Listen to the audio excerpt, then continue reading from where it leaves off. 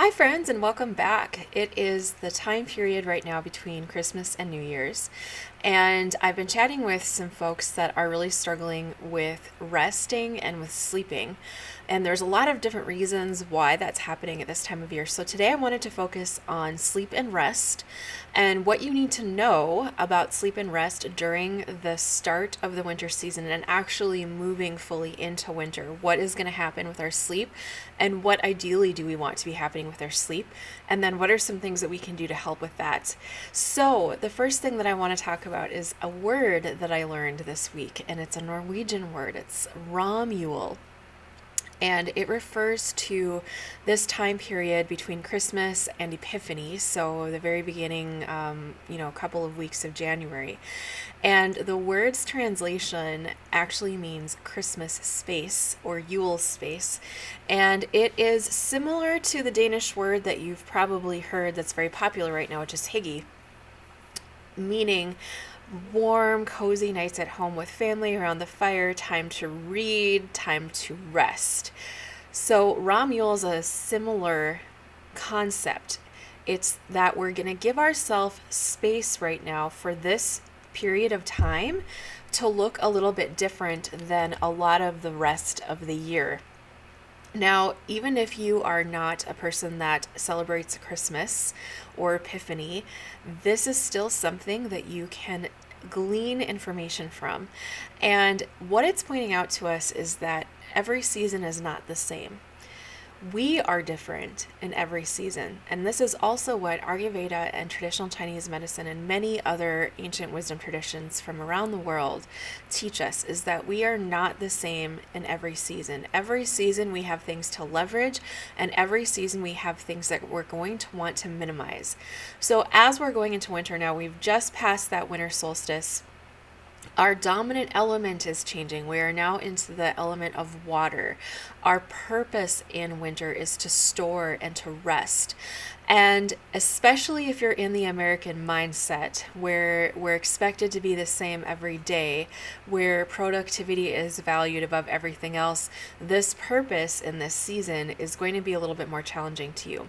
But there are some other reasons. There's some more physical reasons why sleep and rest can be more challenging during this time of year.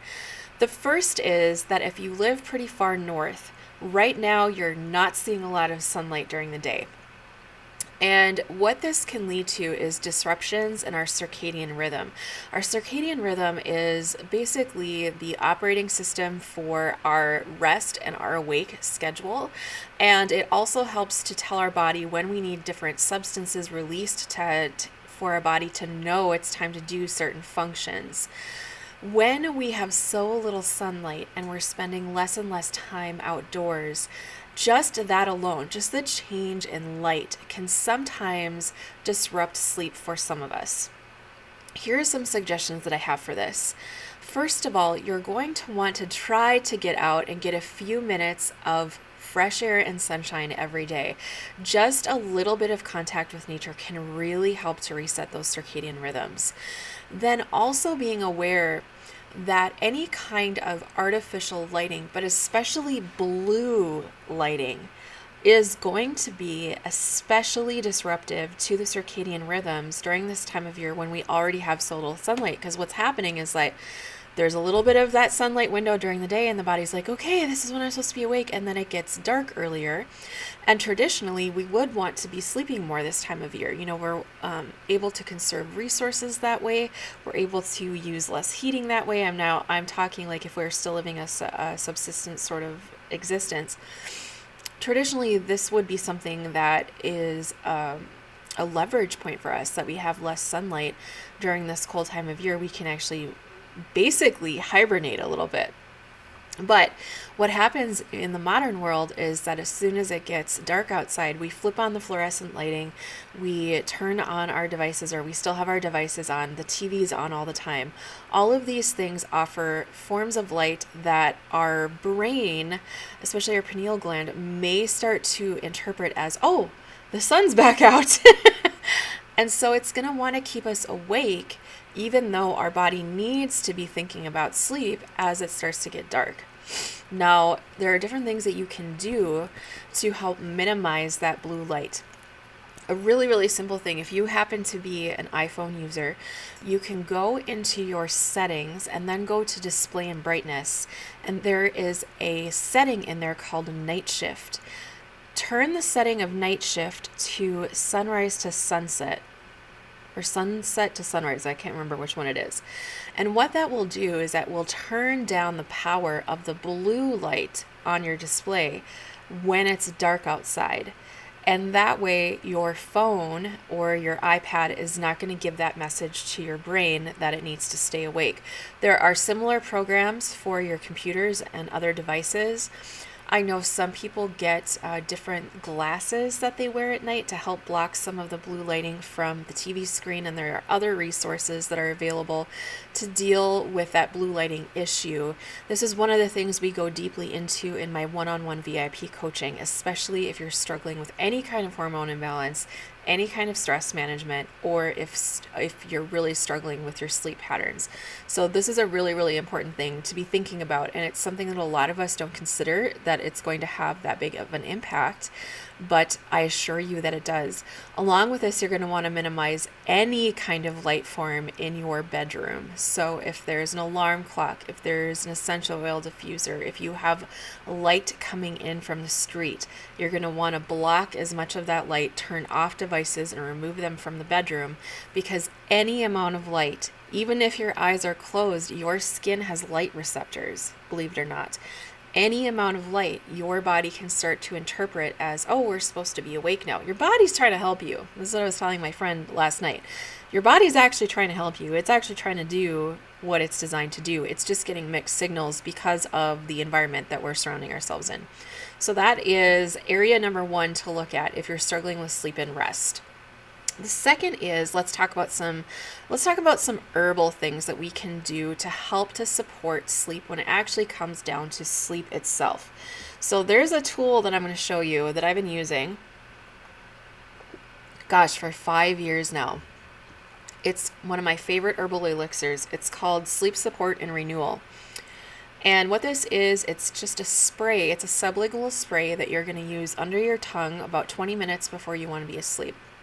Now, I am not a proponent of using excessive amounts of melatonin in order to fall asleep. This can be habit forming for some people, and it can cause other issues. However, there is such a thing as microdosing.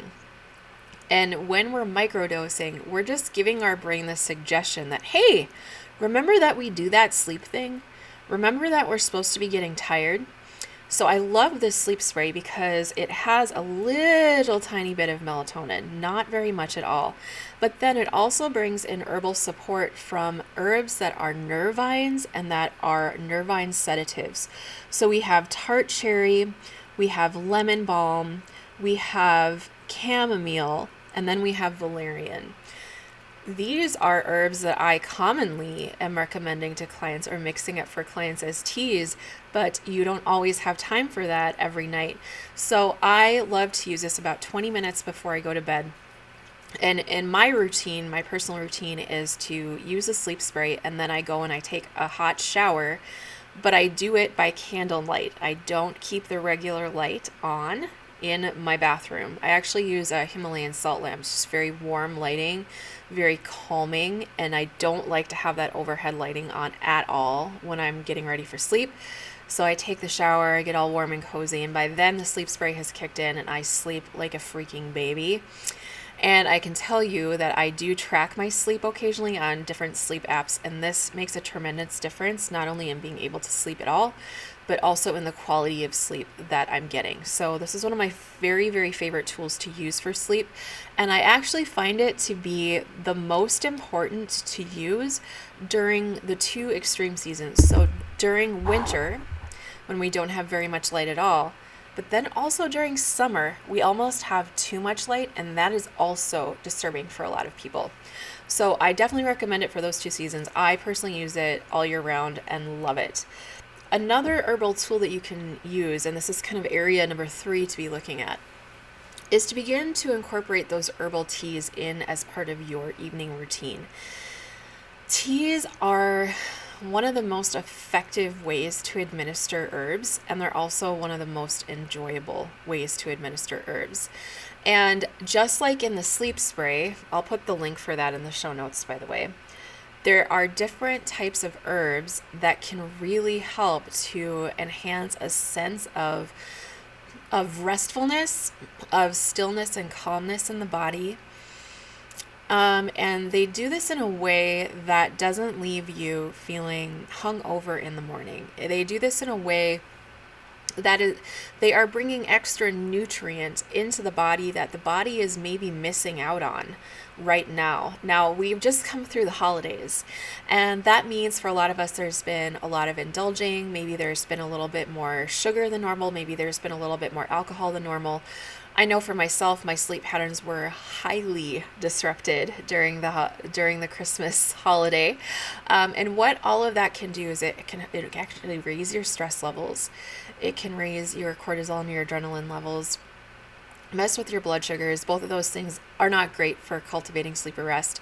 But another side of this that a lot of folks don't know is that when our stress hormones are high, a lot of the minerals and vitamins in our body can get depleted much more quickly.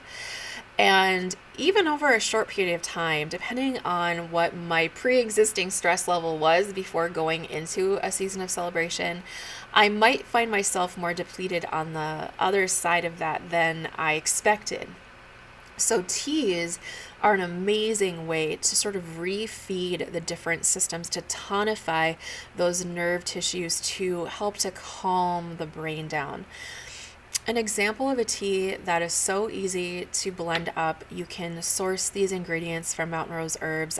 I'll put some links in the show notes for these particular herbs. Last night I made a blend for a friend of mine and myself for sleep, and it was a wonderful tea.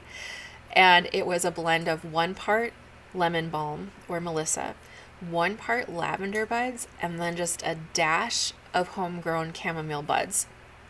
And I steeped that for about 10 minutes, covered. If you go back to my podcast on tea, you can learn some tea basics that you might not know that'll help you to get more out of that experience. Added just a tiny bit of sweetener because sometimes lavender and chamomile can be a little bit bitter. And then we enjoyed that before we went to bed. We had all the blue light off. We were just kind of visiting. And I noticed within about 15 minutes, he started to yawn. His body started to calm down. It was visible. I could visibly see this change. So if teas are not a part of your routine, winter is a perfect time to play and experiment with some of those things that you might not have time to do the rest of the year. And cultivating the practice of doing an evening tea is something that can be so enjoyable, and it can really get your body prepped for a deep rest ahead of time. So what I like to do is make a tea. I like to go to bed between 10 and 11. So I like to make a tea around 8:30, and I like to sip that tea in the evening while I'm watching my shows, while I'm doing some correspondence. And if I'm really being good, I'll turn the TV off and I'll do some reading. And then I could do my bedtime routine, which involves some Ayurvedic practices, and those are some things that you get to learn as part of the Intuitive and Seasonal Living Academy Winter, as you get to learn how to shift your Ayurvedic routine for winter. I'll put links in the show notes for that too. So if this is interesting to you and you want to go deeper, that would be how to do that. And then I do the shower thing without artificial lighting with the Himalayan salt lamp, and I do the sleep spray.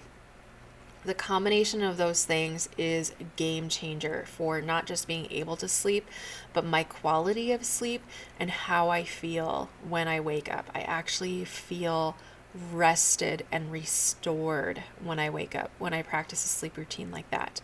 So that is kind of an ideal sleep routine for winter. But I think what also needs to happen in this time of year is that we need to give ourselves permission to cultivate rest as a practice, to cultivate rest as a discipline, to realize that we don't always need to be going, but that winter is truly designed for us to go inward and to think about plans and dreams for the future, and to allow ourselves to imagine and go deep into dreaming and mindfulness practices and anything that would help to support us in this state of restfulness that our body is really craving and is really adapted for this colder, darker time of year. So I hope that was helpful to you. If you have any questions, comments, please leave them below. Please hit that notification bell, comment, like, subscribe, and if you're on your podcast app, I really do appreciate those 5-star reviews, and I will see you next time.